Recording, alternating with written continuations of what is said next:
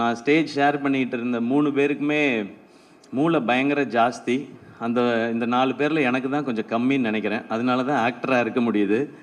மூளை ரொம்ப ஜாஸ்தியாக இருந்தால் நான் டேரக்டர்லாம் டார்ச்சர் பண்ண ஆரம்பிச்சிருவேன்னு நினைக்கிறேன். அதனால் அவங்க சொல்கிறத படி கேட்டு நடிக்கிற ஆளாக இருக்கிறது கொஞ்சம் கம்மியாக இருக்கிறதே நல்லது தான். ஸோ உங்களோடலாம் அந்த ஸ்டேஜ் ஷேர் பண்ணிக்கிட்டது சந்தோஷம்.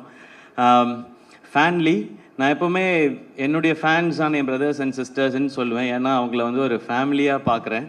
எனக்கு இந்த ஃபேன்லின்னு கேட்கும்போது ஃபேமிலி அப்படின்றது தான் எனக்கு சவுண்ட் ஆகுது. ஸோ அப்படி ஒரு பேரை அழகாக சூஸ் பண்ணியிருக்கிறாங்க.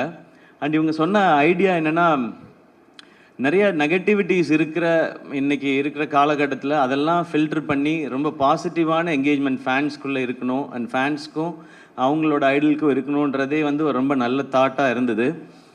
ஏன்னா எனக்கு எப்போவுமே மைண்டில் இருக்கிறது வந்து ஃபேன்ஸ் வந்து டிஸ்ட்ராக்ட் ஆகிடக்கூடாது, இல்லை அவங்க இது வந்து வேறு எதுவும் அவங்க மைண்டுக்குள்ளே திணிச்சிடக்கூடாதுன்றதுல நான் ரொம்ப யோசிச்சுட்டே இருப்பேன். ஏன்னா எனக்கு வந்து நான் எப்படிப்பட்ட ஃபேன்ஸ் இருக்கணும்னு ஆசைப்பட்றேன்னா, என்னை வர்ஷிப் பண்ணுற ஃபேன்ஸ் வேண்டாம். அவங்க வர்ஷிப் பண்ண வேண்டியது கடவுளையும் அவங்க அப்பா அம்மாவையும் தான். என் கூட ஃப்ரெண்ட்லியாக பேசுகிற, இல்லை ஒரு அண்ணன் தம்பி மாதிரி இருக்கிற, அப்படி பழகிற ஒரு ஃபேன்ஸ் தான் இருக்கணும்னு தான் நான் ஆசைப்பட்றேன். அதனால தான் எப்போவுமே நான் பிரதர்ஸ் அண்ட் சிஸ்டர்ஸ்ன்னு சொல்லிகிட்டே இருக்கேன். அப்போ அதுக்கு ஏற்ற மாதிரி ஒரு பிளாட்ஃபார்ம் இருக்குன்றது ரொம்ப சந்தோஷம். ஏன்னா இப்போது எல்லாரும் சொல்கிற மாதிரி, இப்போது கோபி சார் சொன்ன மாதிரி, குகேஷ் சொன்ன மாதிரி, சோஷியல் மீடியாவை கண்டா எல்லாருக்கும் ஒரு பயம் வருது. இப்போது அதுக்குள்ளே போய் எதுக்கு நம்ம வந்து ஒரு தேவையில்லாத விஷயங்களை எடுத்துக்கிட்டு அப்படின்னு சொல்லி நான் நிறையா பார்க்குறதே இல்லை.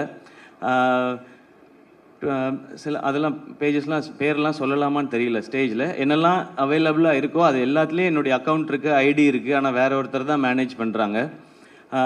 இன்ஸ்டாகிராம் மட்டும் அப்பப்போ எப்பயாவது நான் மேனேஜ் பண்ணுவேன். அந்த டைம்லேயும் என் ஃப்ரெண்டு வந்து ஃபோன் பண்ணுவான், நவனீத் வந்து சொல்லுவான், சிவா இப்போ ஏதாவது ரீபோஸ்ட் பண்ணியா அப்படின்னா. நான் எங்கடா ரீபோஸ்ட் பண்ணேன் அப்படின்னு. நீ ரீபோஸ்ட் பண்ணியிருக்கேன். இல்லைடா, நான் ஸ்வைப் தான்டா பண்ணேன், அதில் ஏதோ ஒன்று ரீபோஸ்ட் ஆயிருக்கு. அந்த லெவலில் தான் நமக்கு யூஸ் பண்ண தெரியுது. இப்போ அதுக்கும் பயந்துட்டு நான் வந்து அதை யூஸ் பண்ணுறதே இல்லை.